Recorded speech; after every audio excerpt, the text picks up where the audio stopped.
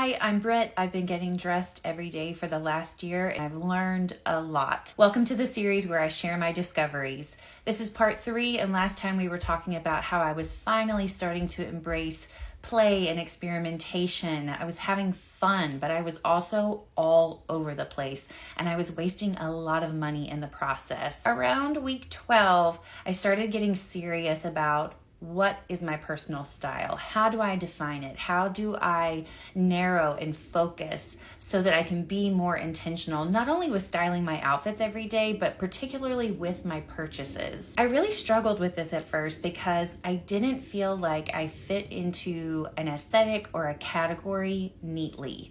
I felt like my sort of contradictory preferences were maybe invalid in some way because I could very happily wear something that was frilly and girly, but pair it with something really slouchy and sporty. Maybe my style wasn't legitimate or couldn't be categorized, couldn't be focused. Maybe it meant that I didn't have a personal style. Thankfully, around that time, I found Bornstein. Allison is an incredible resource for everything personal style and getting dressed. She also has a book and you can learn a ton from her just on her TikTok account, but I have to say her 3-word method was pretty revolutionary for me. Here she is talking about her 3-word method, and as you can see, she's giving us language. The flexibility of these words as well as the variety of them really felt like I could finally see myself reflected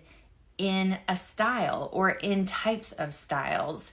And part of what I love so much about this approach is it will give you direction, it will help you narrow things down, but it totally makes space for our contradictions. It feels very realistic, but it also feels very human. Like, we contain multitudes, let us be complex. We're not gonna be black and white and easily defined by 1 or 2 little micro trends. Absolutely not. This is a great way to approach that initial step of defining your personal style. What's interesting and a bit funny to me, just short of a year since I found this method, but even now I'm having a hard time remembering exactly what 3 words I chose. I know that sporty was one of them. I mean, practical, oversized, comfortable, casual, undone, check, check, check. But it doesn't matter that I don't remember because now I have a sense of my through line. I have a sense of my guiding themes. The other thing that Allison teaches that I think is so brilliant is that your 3 words may change over the course of your life.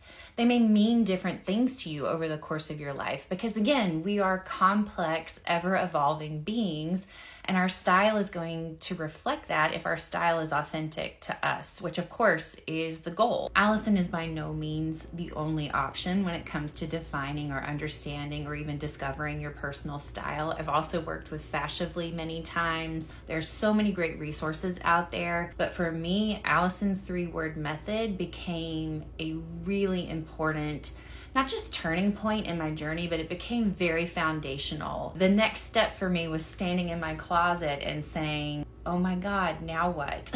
What do I purge? What do I need? Where do I start? How do I know what's for me and what's not? But those 3 words, along with the idea of dopamine dressing, which, don't forget, just means dressing to boost your mood. So if something didn't make me happy or improve my mood, I knew it was out.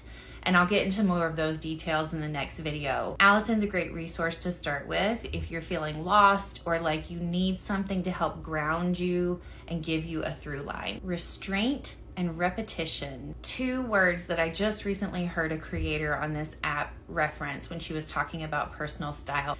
I thought that was genius. I didn't realize it when I started implementing the 3-word method, but that's what I was starting to practice.